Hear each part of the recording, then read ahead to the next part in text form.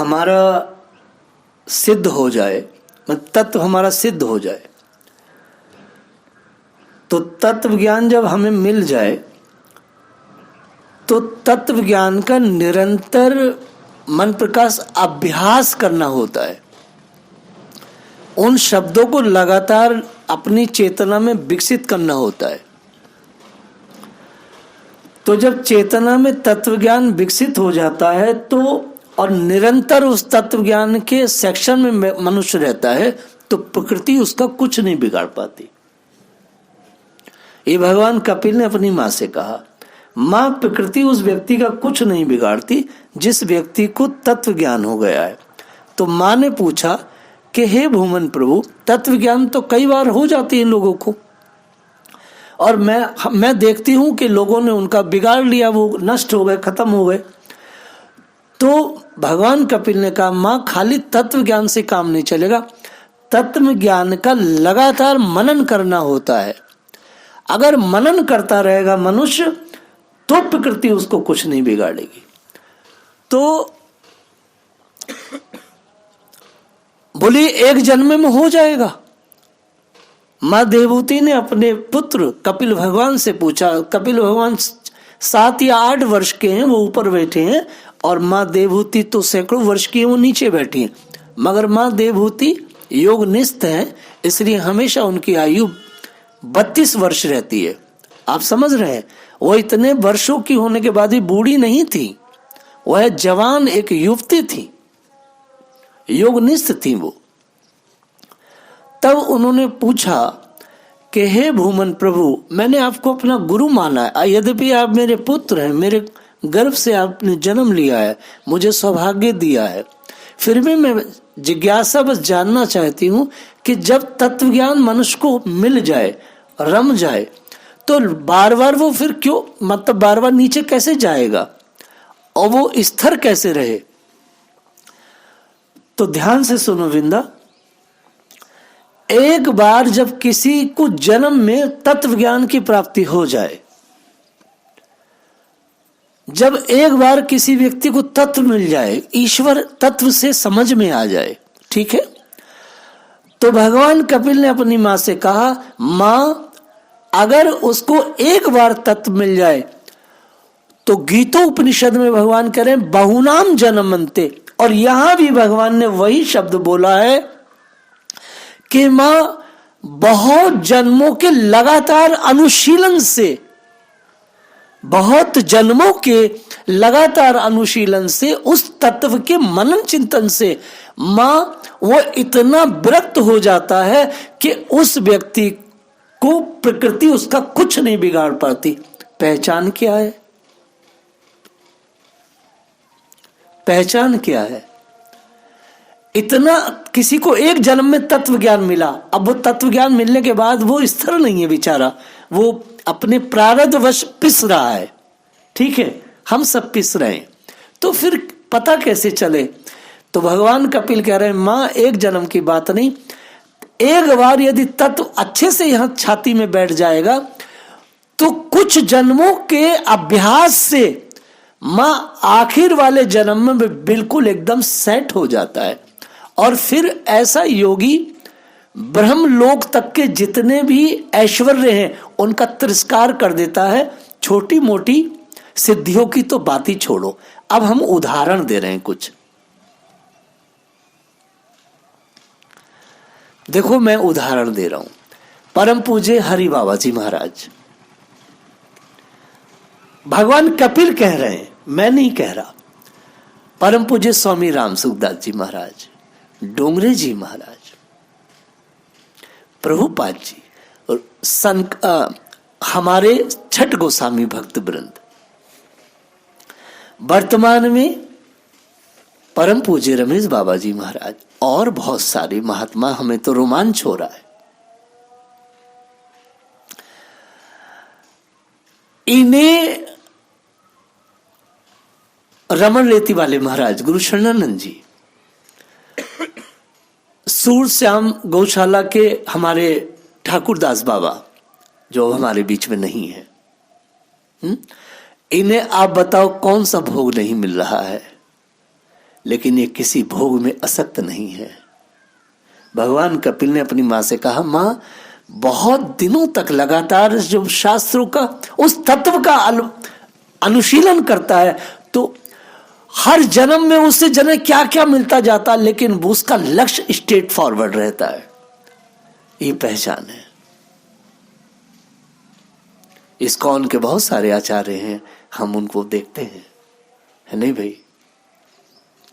तो ये स्थिति एक जन्म में नहीं आती, बहुत सारे जन्मों के बाद आती है। अब जैसे हम लोग अपने प्रारब्ध भोग रहे हैं, लेकिन हमारी मति भगवान में ही है, तत्व ही है, लेकिन फिर भी हम पिस रहे हैं।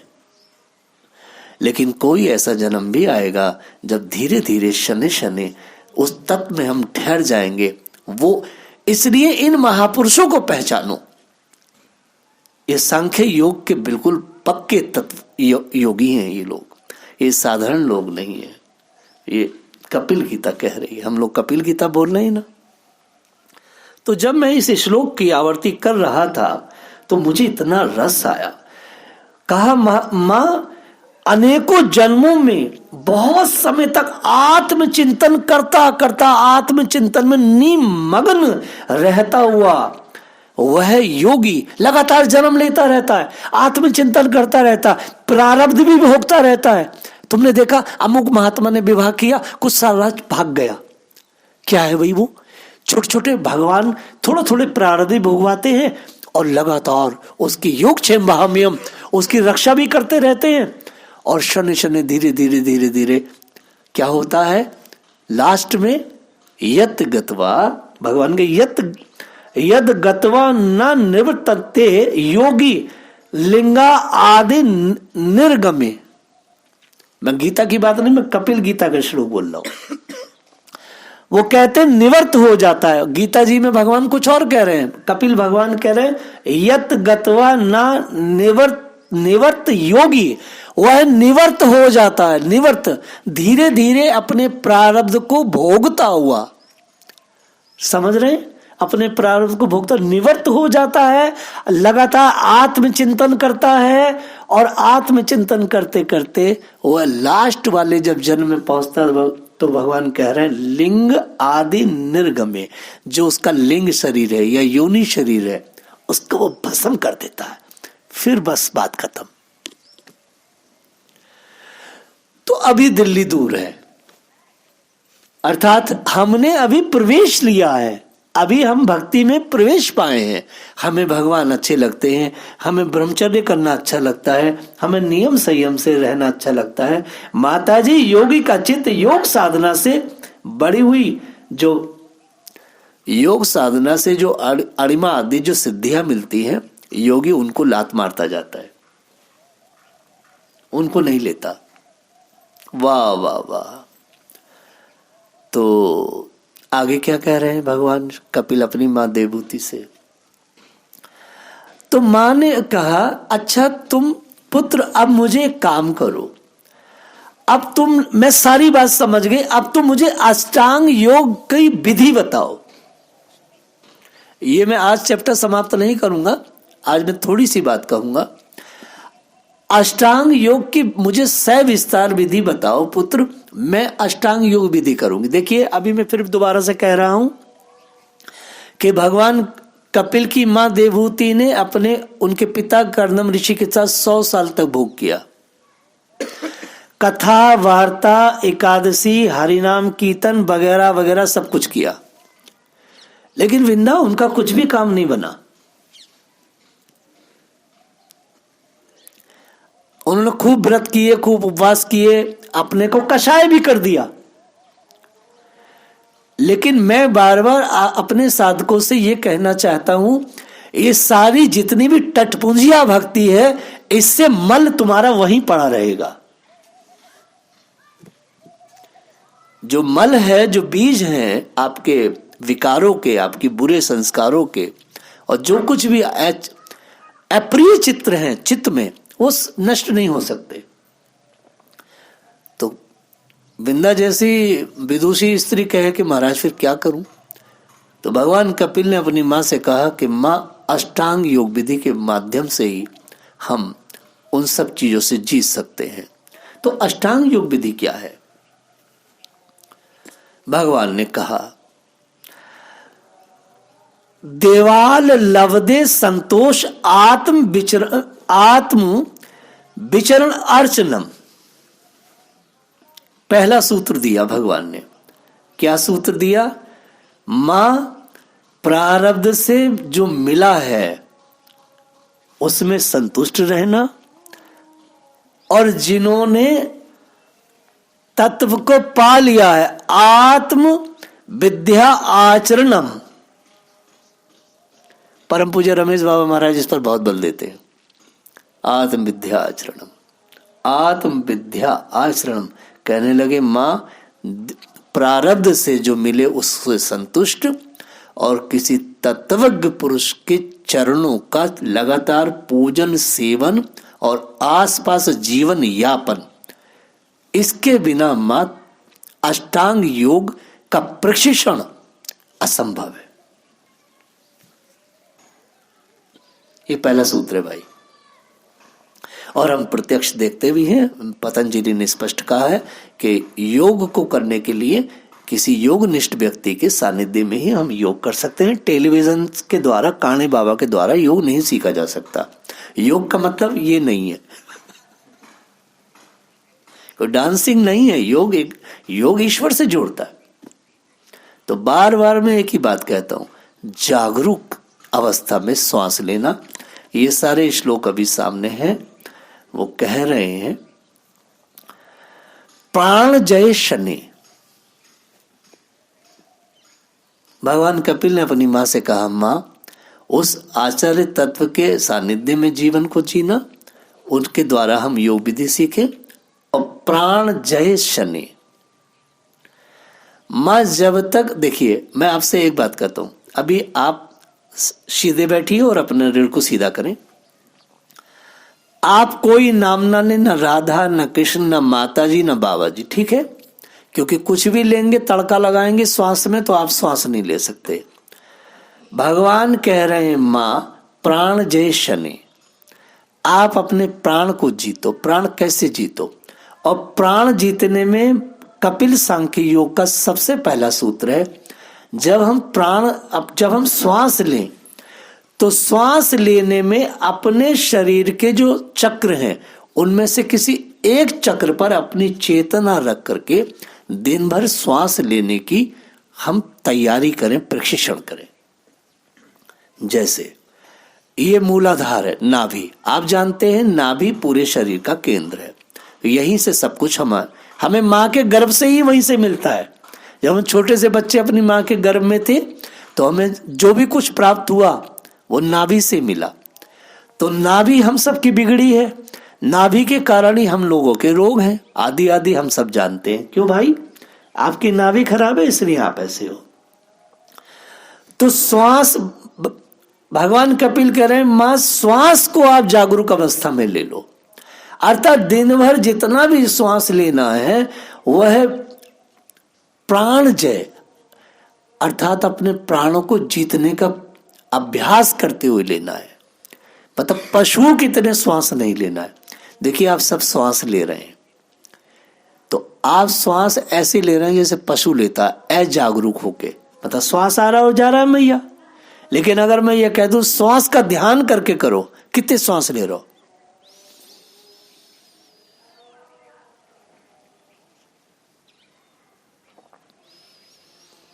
तो जब आप ध्यान पूर्वक श्वास लेंगे, तो श्वास का जब ध्यान करेंगे, तो भगवान कपिल सांख्य योग विधि में कह रहे हैं कि आप शरीर के उस चक्र का ध्यान करो जहां पर आपको अपनी चेतना को लाना है।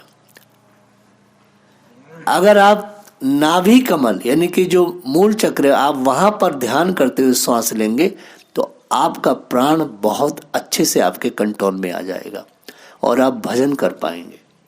लेकिन जो वास्तविक भजन है, जो वास्तविक भजन की जो शैली है, उस पर हमारा ध्यान नहीं है।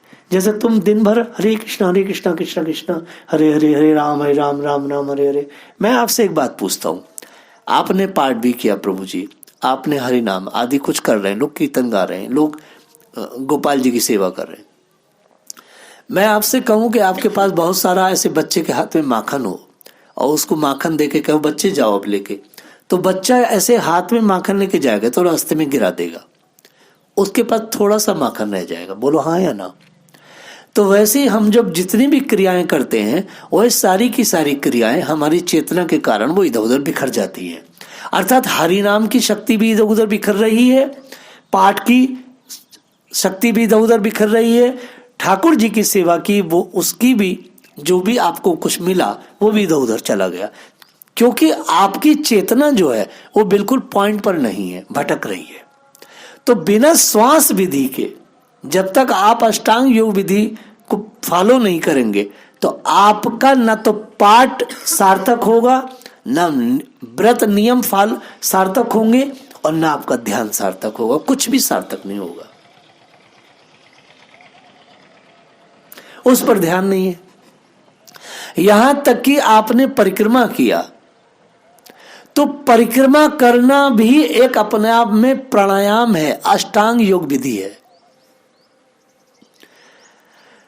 आपने परिक्रमा किया तो आपके दिमाग में बस यही रहा कि 12वां किलोमीटर, 13वां किलोमीटर, 9वां किलोमीटर। अरे भैया ये कौन सा कॉन्सेंस था? आपने परिक्रमा कृष्ण भावना कृष्ण भावना के द्वारा नहीं की, आपकी परिक्रमा मील के पत्थर भावना वाली थी। भैया 12वां, 7वां, 8वां, 9वां, 2.5, 3, बस यही आपका चिंतन क्या था? यही था। बोलो हाँ या ना। तो आपको रिजल्ट वही 2.5, 3, पौने 3 मिलेगा। 21वें किलोमीटर में आपने ऐसा सोचा कि जैसे पाकिस्तान को नष्ट करके आपने हिंदू राज्य बना दिया हो। अरे भाई ऐसे कोई होता है? अगर ऐसी बकवास परिक्रमाओं से कृष्ण भक्ति मिल जाती और चेतना विकसित हो जाती तो कितने खरपतवार कर रहे हैं सबको भगवान का लोक मिल जाएगा, किसी को नहीं मिलता। भगवान कपिल ने अपनी माँ से कहा, माँ अष्टांग योग विधि के द्वारा व्यक्ति मार्जित नहीं हो सकता। मैं भागवत कह रहा हूं, कोई मैं योगाचार्य नहीं हूं, श्रीमद् भागवत का चैप्टर बोल रहा हूं। तो इसलिए चेतना को विकसित करने के लिए श्वास पर काम करना अत्यंत आवश्यक है।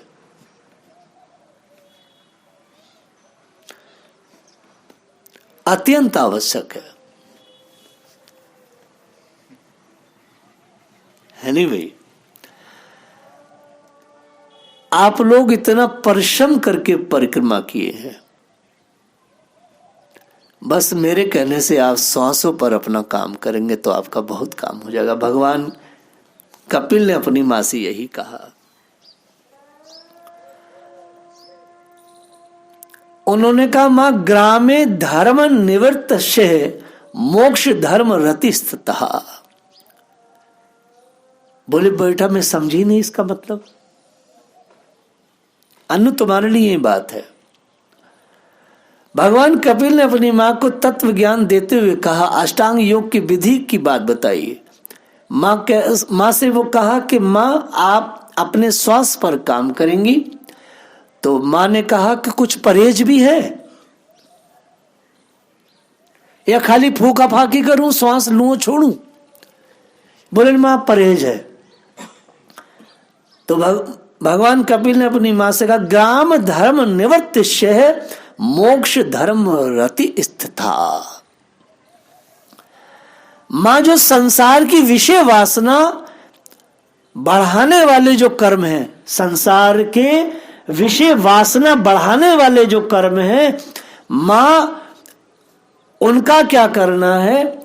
उनसे आपको निवृत्त होना है, उनसे आपको दूर होना है, उनसे आपका न संपर्क नहीं होना चाहिए। और मोक्ष धर्म रति स्थिता, और जो धर्मों में प्रेम करने वाला, जो धर्म में भगवान में प्रेम करने वाली जो व्यवस्था है, मां उससे आपको अनुराग करना है। हम पता क्या करते हैं? देखिए बुरा मत मानिएगा, आपने परिक्रमा किया, विषय वासना से हट करके आप भगवान में आए, और जैसी ही परिक्रमा पूरी हुई फिर विषय वासना में चले गए, फिर संसार के ज्ञान चक्र में चले गए। कोई गुटखा खाएगा, कोई बीड़ी पिएगा, कोई कुछ कोई कुछ कोई कुछ। भाई कहने का तात्पर्य है, भगवान कह रहे हैं मां ग्राम धर्म निवृत्तस्य, उसको आपको हटाना है, और जो धर्म की चीजें हैं लगातार उनसे अनुराग करते रहना है, अर्थात उनकी प्रैक्टिस करते रहना है। ऐसा नहीं घर जाते के साथ ही फिर वैसी हो जाए, काम नहीं चलेगा, काम नहीं चलेगा। जैसे अरे माला हो गई 16, हाँ 16 हो गई, आओ चलो बैठ के थोड़ा सा सीरियल ही देख ले, तो मैया ऐसे काम नहीं चलेगा।